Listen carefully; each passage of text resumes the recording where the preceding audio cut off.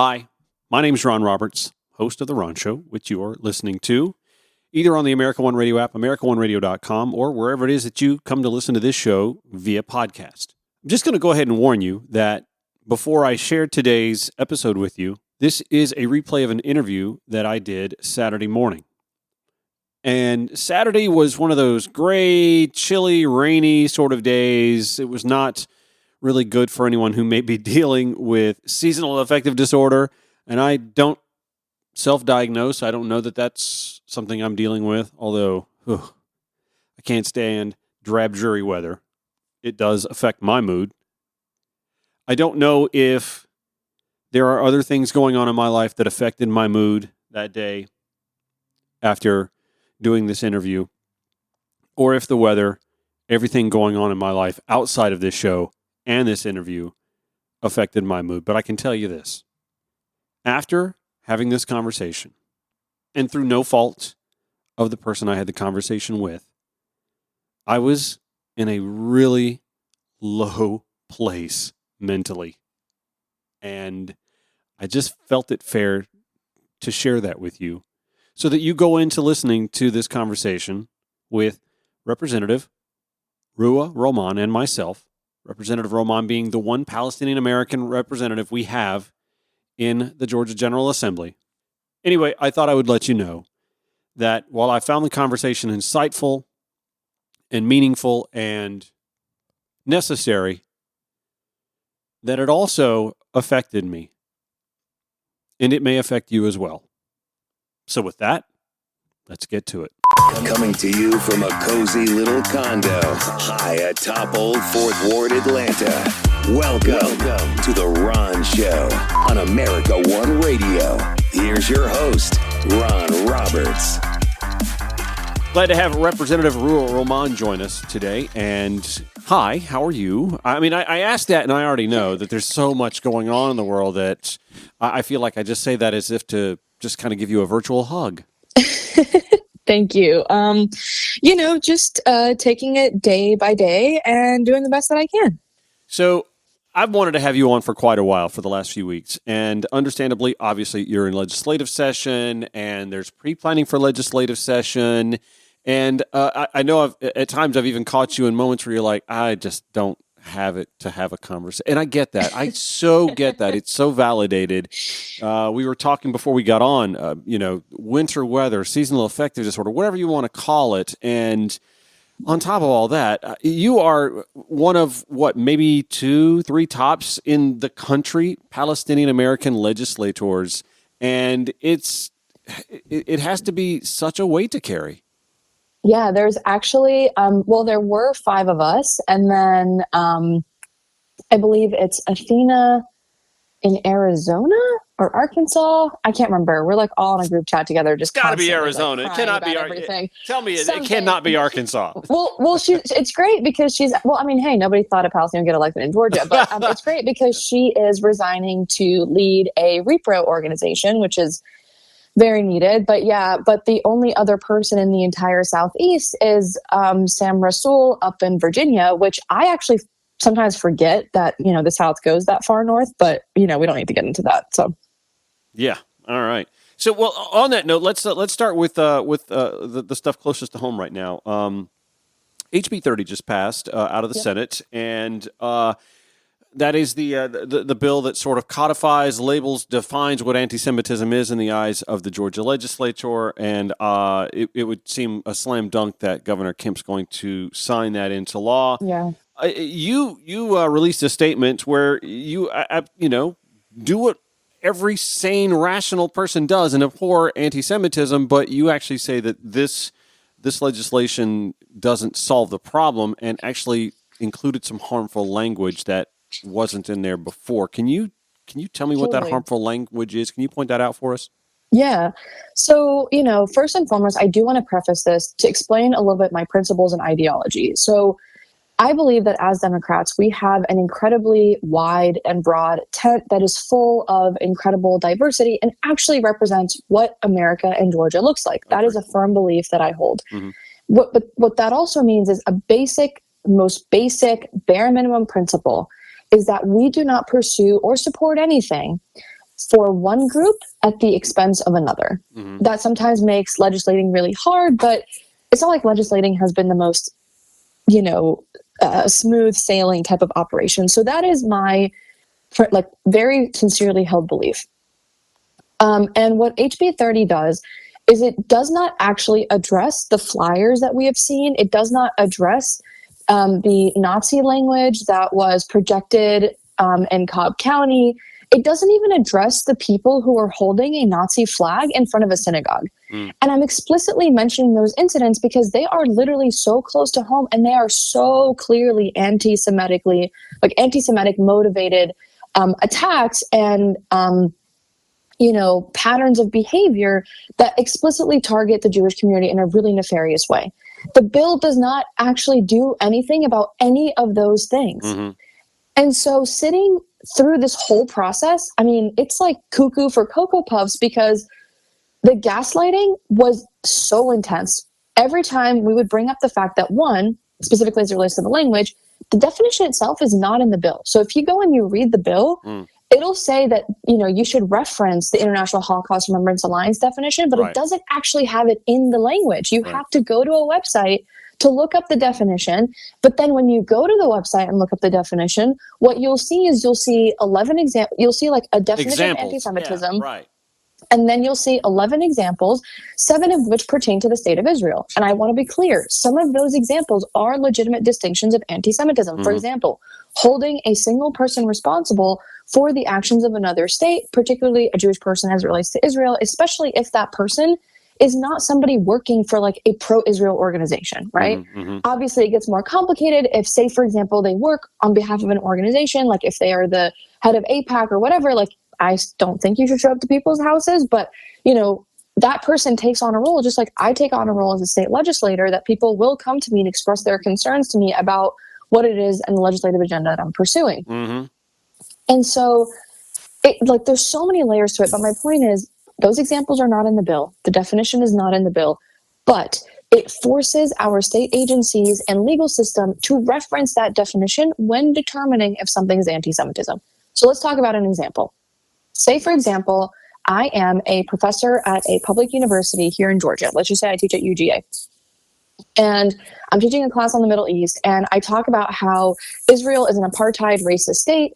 And I'm talking about how I went on a trip with my, an educational trip with my colleagues, and those colleagues realized, one of them couldn't get through a checkpoint because they were profiled as Arab, and that was incredibly racist. And then you talk about the institutionalization of that, and you come to the conclusion as a professor that, hey, unfortunately, this means that Israel is a racist apartheid endeavor.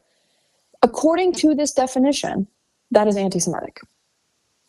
And for me personally, I do not believe that that is, one, something that the state should be engaged on, and two, it's bizarre to me that we're protecting another country in the speech that we allow our citizens to do. So this professor says that. Somebody goes and makes a complaint. Now a state agency is required to do something about it as it pertains to this. So when you hear proponents of this bill go, nobody's getting arrested for saying something bad about Israel, while that is technically true, there are other ramifications for students, professors, public employees from this definition itself. Don't forget, Georgia has an anti-BDS law on our books that says if you get a job with the state of Georgia that pays you more than $100,000 or a contract worth more than $100,000, you have to swear that you will never boycott the state of Israel in any way. And so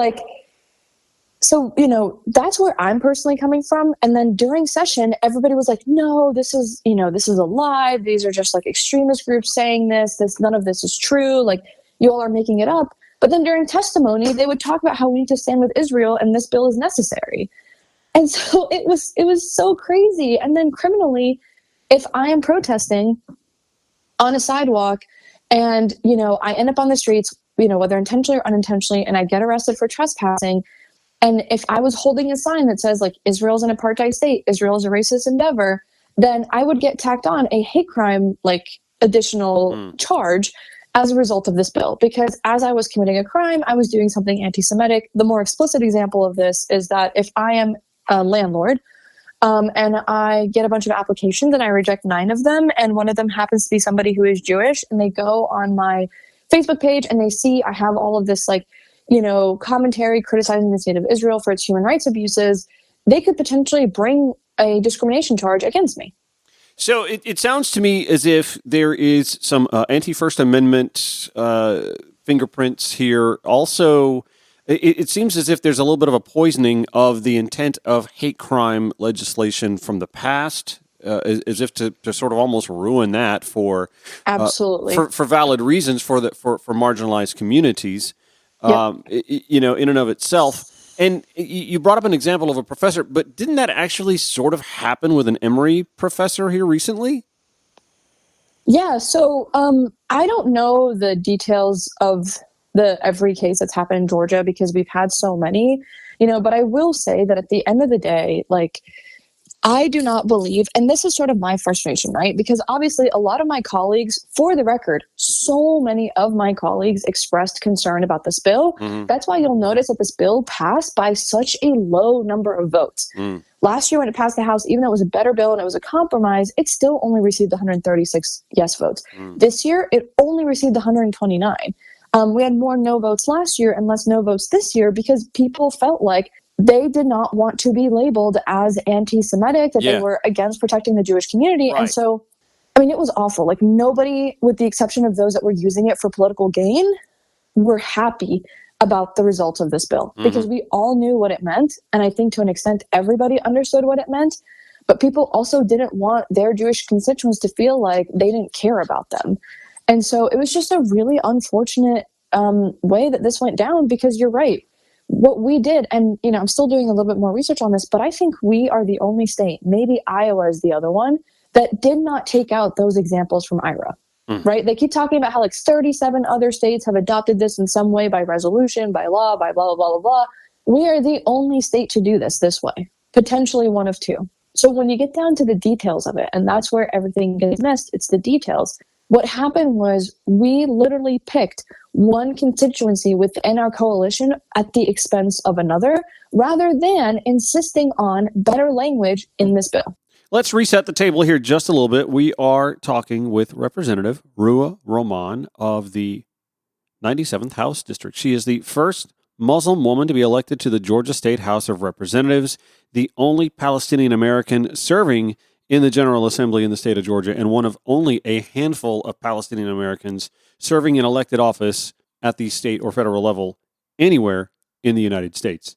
We will talk a little bit more about HB 30. We'll talk a lot more about the struggle in the Middle East, what it's like for the residents of Gaza right now, when the Ron Show returns here in minutes on the America One Radio app, AmericaOneRadio.com, or wherever you podcast. Thank you for listening and welcome back to the Ron Show. Today, my guest is Representative Ruwa Romman. She represents House District 97, which kind of cuts a swath south of Johns Creek in Gwinnett County, a little bit of Suwannee and Duluth and Norcross, and we're talking with her about a range of issues, notably House Bill 30, which is awaiting the governor's signature, the anti-Semitism bill that passed the House and the Senate last week. We'll also talk a little bit more about what's going on with the Palestinians in Gaza. Do you feel as if, and you can be as honest as you want to be about this, do you feel as if a lot of the support for HB 30 from particularly evangelical conservatives on the right felt a bit like virtue signaling? Oh, all of it.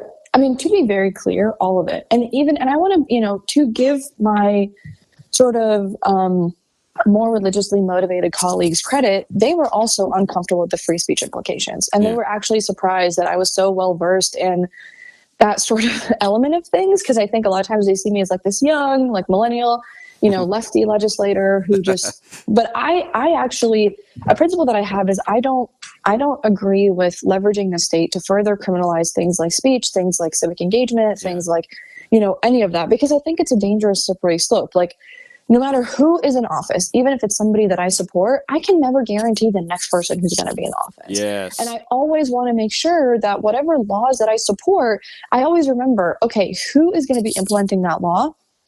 And could they misuse it? And so, if you go watch the Senate hearings from Monday, you will literally actually hear evangelical leaders virtue signaling about Israel during the committee hearing on this bill. It's not like I have to say, oh, yeah, it seems that way. It was explicitly stated during the committee hearings. And on that note, this weaponizing of even just the intent to threaten anyone who speaks ill of anything that Israel does is a suppression of free speech. I mean, it's just pretty simple. It's an A/B thing. It's easy to connect those dots. Yeah, and again, one thing I try to explain to people is you kind of have to be a Rosetta Stone between the people for this bill and the people against this bill, because they are kind of using two sets of terminologies that are very disparate. And so when somebody says, yeah, I'm not trying to criminalize criticism of the state of Israel, like, that's legitimate. And then you ask them, okay, what is legitimate criticism of Israel? Like, can you say it's like Jim Crow in the South? Can you call it an apartheid endeavor? They'll say, that's not true. That doesn't exist in Israel. When you say, like, hey, the West Bank is occupied, they'll tell you, that's not true. It's not. It is, like, under the control of the Palestinians, which anybody who has ever spent like 10 minutes in the West Bank will tell you that's not true. And so, like, it's important to understand that when they say, oh, no, we don't believe that, you have to ask, okay, can you define for me what this actually means to you? And when you provide specific examples, that's when you start to see that, no, it's the way that they define criticism is actually completely different than what you would normally think normal criticism would be. You also hearkened to a concept that you actually mentioned on a tweet earlier this week when you talk about passing laws for one politician in office to utilize that can then be weaponized by someone who replaces that politician when they're in office later. And that was you discussing some border policy. And I know that there's a lot of conversation in Washington about border legislation that now even President Joe Biden, I think he's sort of calling Republicans bluff on this because I don't think they're going to pass it. But he's basically saying, I'm here to pass this tough on, Southern immigration, asylum seeker legislation, and we're getting no clue from the Senate that they're going to pass that. But there does seem to be some valid concerns about giving Joe Biden levers that a President Donald Trump 2.0 could have as well. Correct. And I don't think a lot of people know this, but I have actually worked on a border-related project professionally for my full-time job in the past. So, it's funny because, again, I don't think a lot of my Republican colleagues would think, oh, this person understands the border. I actually understand explicitly the part as it relates to protecting kids from, like, human trafficking and making sure they're safe. I was on a team that did that. And I think what a lot of people don't understand is that the reality of the situation is in DC, and you kind of see it in political spaces too. People love to do these like gotcha. They want a message on things. You kind of have to walk a fine line between strategy, messaging, and fighting for your constituents. But I think there are some things that are just simply too dangerous to mess around with. And this is one of them, right? After we've had 4 years of a president like Trump, we need to understand that the laws that we allow one person to use can be used so dangerously, by another, person in office. And, forget Trump for a second and forget Biden for a second. What I tell people is, no matter what political party you come from, imagine that the president is from a different political party and they are going to do something you absolutely hate. So as an example, I tell people, imagine, and this could happen, right? Imagine if we give the president the power to force businesses to close or, kind of like with COVID and everybody freaking out about COVID. I'm like, instead of a national emergency from a public health perspective, imagine if he did that for, if he did a climate change emergency. And within those climate change emergency like orders, suddenly we're going to start shutting down the borders to trade or whatever the case may be. And I tell them this because I say, look, if we're going to set these parameters, if we're going to allow a president to have this kind of unilateral control, imagine somebody you hate about a principle that you care deeply about that ends up leveraging that power against that principle. And it could be whatever it may be. Like as somebody on the left, I'm imagining, as an example, somebody like Donald Trump leveraging that to shut down all the borders, shut down all immigration. And now, for example, my family members will never be able to visit me here. They don't want to stay here. They're not immigrating here. They're literally just visiting. They have perfectly full lives where they're coming from, whether it's Jordan or Canada or Australia.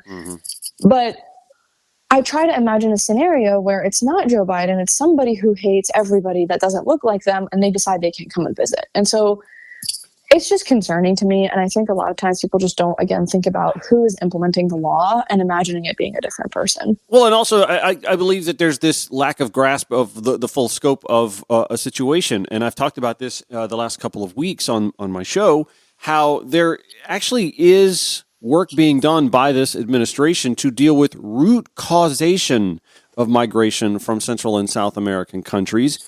Since February of 2021, that plan has been slowly rolled out and been implemented, and we're seeing some of the seeds that were planted starting to bear fruit. But you can't just build a wall or get tough at the border and think that solves anything. It's like putting your thumb on a water hose or putting a crimp in a water hose that's dousing you, knowing full well that eventually somebody's got to let go of it. You're going to get wet again. And instead, finding out a way to turn the faucet off so that the water stays where it is the smarter play. All right, stand by. Going to take a break. Back with our only Palestinian-American representative in the state legislature, Representative Ruwa Romman, when the Ron Show returns.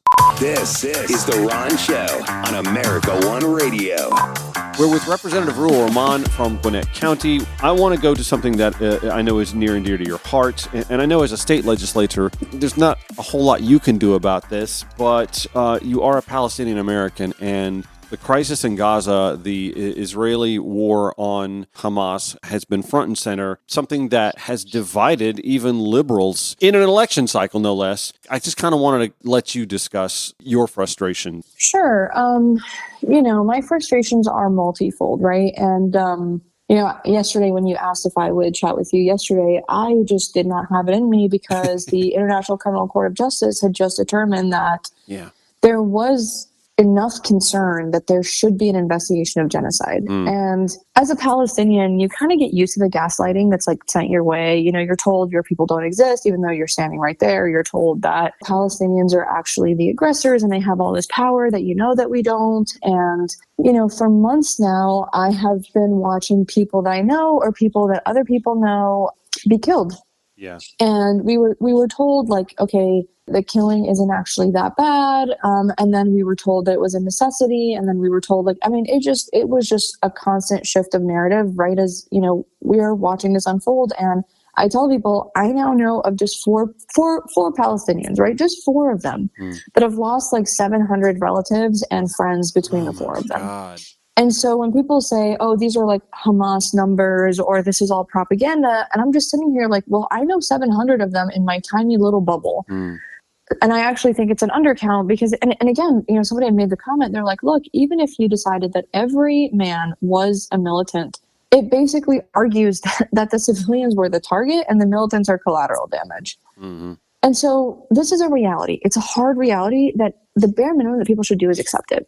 And so when that court case came down, it was just sort of whatever little hope a part of me held on to that maybe it wasn't as bad as we were seeing. It just evaporated. And the reality it had hit me in force, late October, early November. And then I was just kind of like, maybe it's not that bad.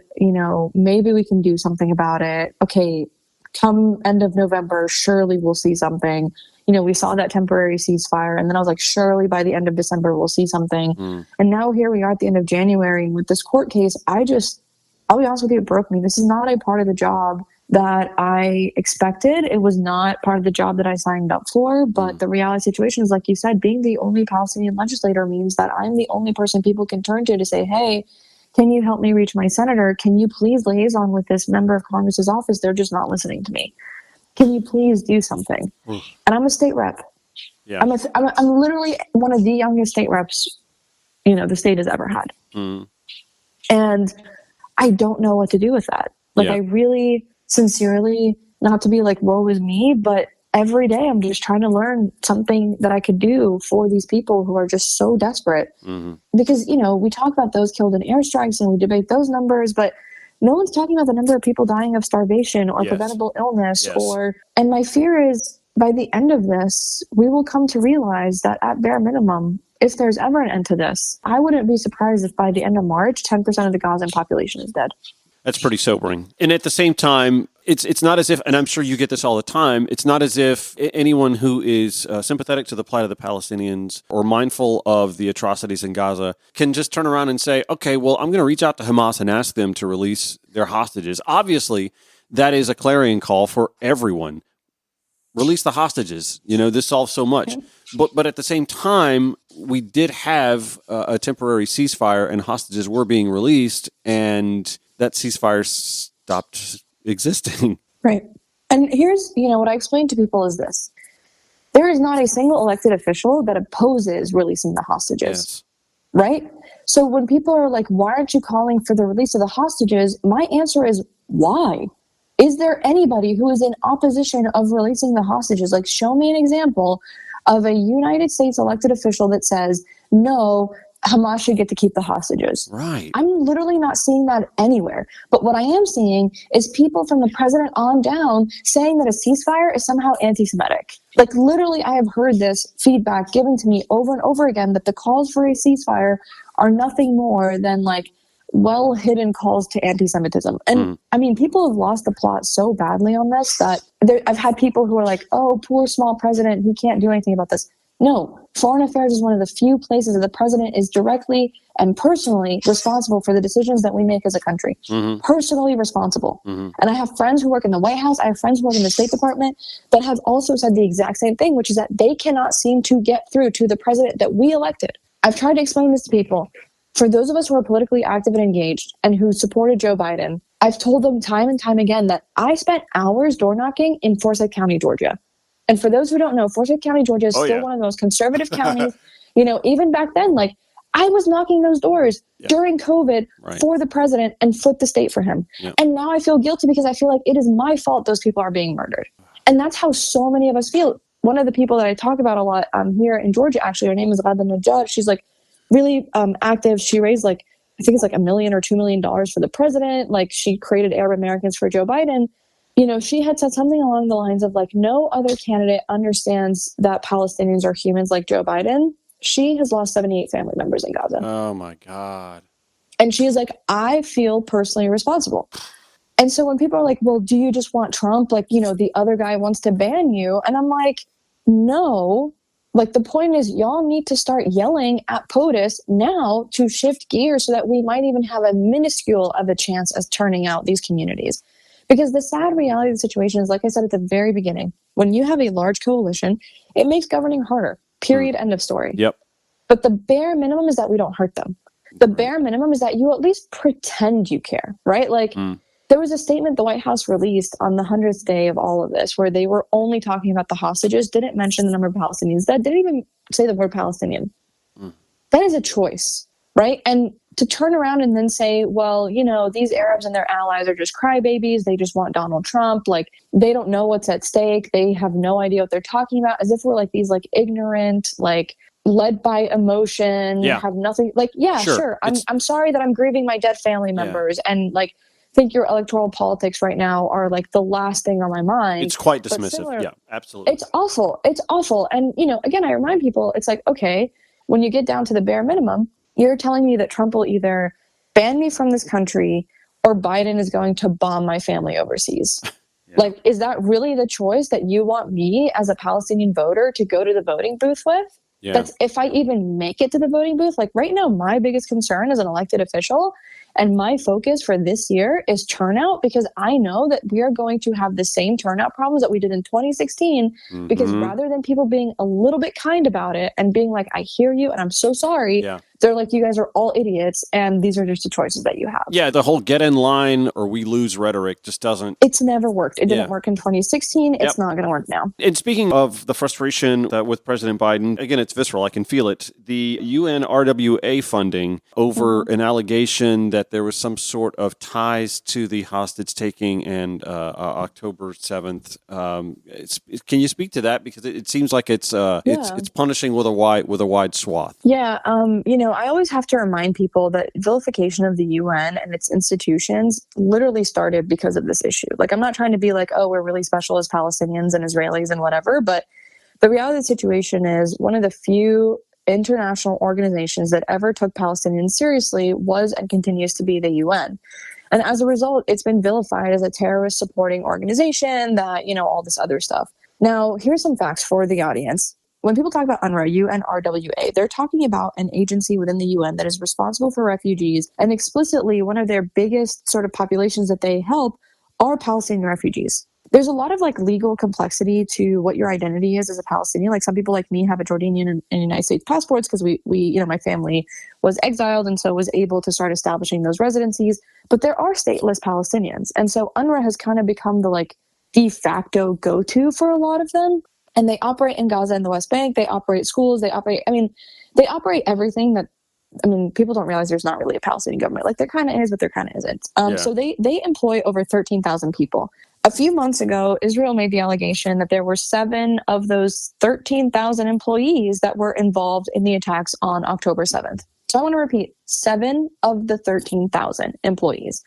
That's like saying that, Apple had 7 employees that were involved in criminal activity in some state, right? Well, we could also liken this to what happened on 9/11. We know that most of those who perpetrated the acts, the horrible acts on 9/11 were Saudi Arabian, but we didn't punish Saudi Arabia with such a wide swath, or at all, really. Right. And so it makes this particularly a depraved decision to make, especially now, is one, these are based on allegations, post-interrogations that involve torture. So we don't even know if they're true. There has been no third-party verification, right? This is just, Israel said this happened.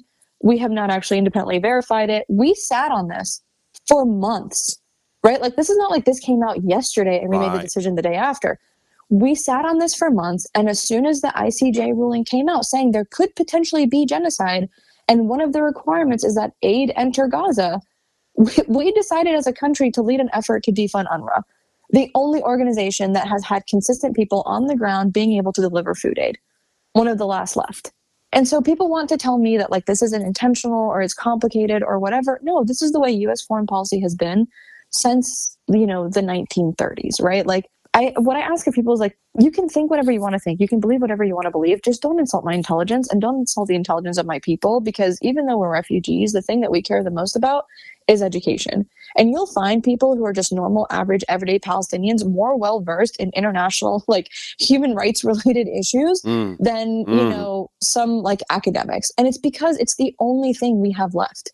Right? Sure, there's armed resistance with organizations like Hamas, but unfortunately, that has turned into terrorism against civilians, and it's just become such a violent movement, and also one that hasn't been effective for its people, right? I have to remind people that when they're oh, why haven't the Palestinians gotten rid of Hamas or whatever, I'm one, I would love to have that conversation, but after the killing stops, and two, the main position that everyone has held for the longest time is that Palestinians deserve better representation than the Palestinian Authority and Hamas, right? Because neither of these organizations have taken care of its population. But you can't have that kind of a conversation until you stop again, root causes, right? I'm somebody who's all about the root causes, whether it's about immigration on the border or crime in our streets or, violence in the Middle East. I always have to remind people, if you address the root causes, and I remind people of this all the time,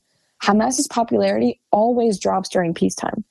Netanyahu and Hamas need each other, right? It was Netanyahu that facilitated cash transfers to Hamas. It wasn't Palestinians, right? Palestinians did not give Hamas millions of dollars. It was Netanyahu. And so, and this is I want to be very clear. This is sourced by multiple Israeli news organizations on the left, on the right, and in the center. That's right. We have American organizations that have finally picked up on this. This wasn't a meme I read on the internet. This is a real policy. It was called Quiet for Quiet. I think NPR actually reported on it yesterday. So on the case of UNRWA has been the only consistent provider of services for the Palestinians, particularly the refugees. And to cut them off right now, as we expect mass starvation to start killing people in February, mass, I'm not talking about a few kids dying here or there, which is already happening. I'm talking about people will start dying en masse because there's no food or water left. And that is what we've done. The United States has decided that in response to this ruling, they are going to cut off aid to UNRWA, and they have now gotten, I think it's Canada, Britain, and Australia to do the same. I almost feel as if that there's this one lesson that was learned, and it's one that the U.S. adheres to, and a lot of the Western countries as well. The way the United States ended World War II with Japan was to drop 2 nuclear bombs on 2 of its major cities. And I feel as if that is a lesson that somehow was learned, that, listen, if you bomb or kill a population of people in a strong enough way, they'll just be made to heal and become docile citizens for the rest of their lives. And that doesn't work. We invade Iraq. I firmly believe that at some point in time, that's going to come back to bite us in some way. We are going to have created terrorists in a country where terrorism wasn't as hostile to the United States. We did that with Iran when we toppled their duly elected government in the 1950s, and that blew up on our faces in 1979. I firmly believe that this treatment of Palestinians in Gaza and the West Bank obviously creates hostility. It doesn't create a docile nature or an environment where people go, you know what, I want peace with these people. Yeah. People got mad at me because I think it was like on October 7th, I immediately called for a ceasefire. And what they didn't understand is that was under the assumption that Hamas was still in Israeli territory, right? Like they don't realize that as Palestinians, you become incredibly immediately aware of the potential for escalating violence, of things going bad very, very quickly, as we're seeing now in Gaza. And, I had people somebody sent me a very profane email, I always knew you were just like a terrorism supporting, blah, blah, blah. And, at the end of the day, I kind of have to look at this and go, which one of us is supporting terrorism? Because I'm the one who's saying all hostilities and violence must cease. And you're telling me no, but you're calling me the terrorist sympathizer. Right? Because a ceasefire means that all sides stop. Yeah. Period. End of story. Right. The killing ceases immediately. That is what a ceasefire is. And I've had people try to mansplain to me the difference between a ceasefire and a humanitarian pause. And no. When I call for a ceasefire, I know what I'm talking about. Because what we're seeing in Gaza right now is time and time again, Israel has said, oh, we bombed this place because it's, Hamas headquarters. We bombed this place because whatever. And then when they leave and people go, look, there's nothing there. There's literally, there's no evidence of weapons. There's no evidence of a command center. There's no evidence of whatever. And now every major hospital has been destroyed in Gaza. And, or damaged in some way. And it's like tearing down the house because you've got a termite problem. It's awful. And, you assume you do anyway. Yeah. And so I'm it's an undisciplined military. It's an undisciplined military with incredibly racist undertones. That's posting their international war crimes on TikTok. Yeah. And I'm not exaggerating. They are literally on TikTok. Yeah. And you're why wouldn't you want to stop that? In what world? And especially like you said, the hostages were released during a ceasefire deal. We keep being told that Hamas isn't in the north anymore. And yet we got news, I think it was last week, that more rockets have just been fired at Israel from the north of Gaza. How would they do that if they weren't existing in the north? So again, I would really appreciate if people would just stop lying and if they would just stop pretending that this works and actually do something that does work. We are on with Representative Ruwa Romman from Georgia House District 97. She is the sole Palestinian American legislator or elected official at the state level of any level here in the state of Georgia. We have a few more minutes with her. We will get back to this conversation when the Ron Show returns on the America One Radio app, AmericaOneRadio.com, or wherever you podcast. Thank you for listening to the Ron Show on the America One Radio app, AmericaOneRadio.com, or wherever you podcast. Given the entire conversation today to Georgia State Representative Ruwa Romman, joining us from House District 97. She is the only Palestinian American serving in the state legislature here in the state of Georgia. So there's a lot on not just her plate, but her shoulders. So a really heavy conversation. And again, this is one that I've, sort of been wanting to have with you for quite a while. And I hope, if nothing else, that you get a little bit of relief by just kind of letting some of this out wherever you get the opportunity to. But I have to ask you, where do you find joy right now? Because it's got to be hard to find it some days. Yeah, I don't know. I'll be 100% honest with you. I haven't. I think people think that because I have been quote unquote restrained on social media that I'm fine. And I'm not. I'm not going to pretend that I am. And I'm not going to tell people everything is dandy. But I also have a job to do. And I know that that job comes with responsibility. And so, the best that I've been able to do is just take breaks, recover. I've been trying to find as much time for running as possible because I find that to be very meditative for me, especially because I'm a very slow runner. So it's really nice. And, I just have to remember that I was reading an article the other day about, just how Martin Luther King was viewed and how people actually saw him when he was alive and how, the majority of people actually did not support and like Martin Luther King Jr. when he died or when he was assassinated. I think it was like 30% of people polled said that he brought it on himself. Right. So what I like to tell people is that I do take solace in the fact that more and more people are beginning to understand the reality on the ground in Gaza and the West Bank, and for Palestinians in the area. I think they're beginning to understand that on this particular issue, we have to be extra careful about what we're being told and ask for definitions. And like I said, I've never seen this kind of support for Palestinians in my life. It's a multiracial, multi-faith coalition.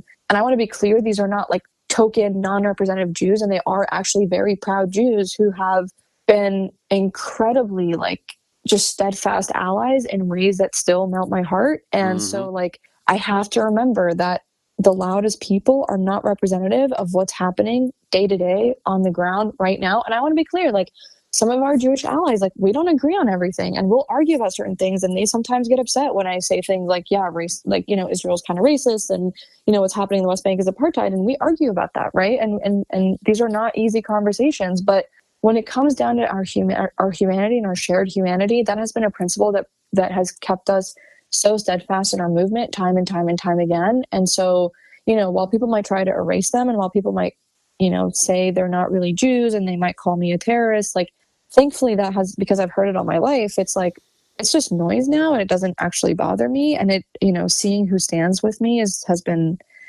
actually really, truly just been heartwarming. Well, I was going to ask you if you noticed or felt a sense of a growing understanding from the perspective that you sit from. And I sort of sense that too. And you see it in the streets, not just throughout the United States, but around the world. You see that in the streets as well. And that has to be heartening. But again, the realities on the ground in Gaza and in the West Bank where we're seeing, you know, military casualties, you know, stack up for the civilian population there as well. Mm-hmm. That's the grim reality. I mean, it's nice to see growing support, but the grim realities in Gaza and the West Bank are what they are. You know, I'm one of the few people in my family, which is a very large family on both sides, that's been able to go back. One, I obviously was not allowed into Gaza, but, you know, the West Bank has been on the verge of boiling for a very long time. And this has been one of my greatest frustrations is that when Palestinians do something bad, right, like especially like organizations like Hamas or something, we rightfully and understandably immediately as a country respond. But, you know, this settlement problem, when we talk about settlements, we're not talking about like cute little towns. We're talking about massive cities with infrastructure and roads. And we're talking about an increasing extremist population that is now being armed by the state as a way of quote unquote self-defense. And they are, you know, summarily executing Palestinians in the street. They actually recently killed an American citizen. Right. And it's dangerous and it's scary. And, you know, again, this goes back to why we keep calling for a ceasefire, because it's not just a ceasefire in Gaza. It's not just a ceasefire in the West Bank. It's meant to lower the temperatures because, again, in the West Bank, like, that's not where Hamas operates, right? That's not where Hamas has headquarters. Exactly.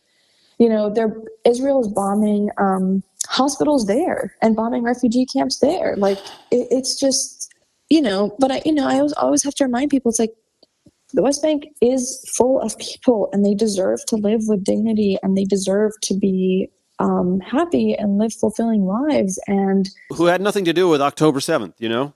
Nothing. Yeah.